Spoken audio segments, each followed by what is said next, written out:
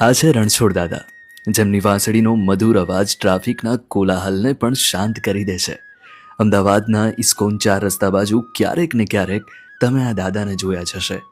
રોજ સવારે દાદા 50 કિલોમીટર દૂર તેમના ગામેથી ઇસ્કોન 4 રસ્તા બાજુ તેમની વાંસળી લઈને પહોંચી જાય. જેવું ટ્રાફિક સિગ્નલ રેડ થાય અને વાહનો રોકાય કે તરત જ રણછોડ દાદાની વાંસળીના સૂર ચારે બાજુ ફેલાઈ જાય.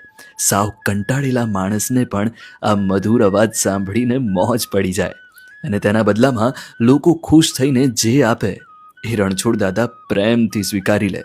સવારથી લઈને સાંજના 7-8 વાગ્યા સુધી આ જ જગ્યાએ રણછોડ દાદા વાંસળી વગાડતા રહે છે.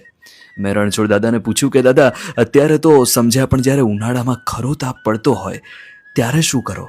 ત્યારે દાદાએ કહ્યું કે આપણે ક્યાં કંઈ કરવાનું આવે છે, જે કંઈ કરે છે એ મારો રણછોડ રાય કરે છે.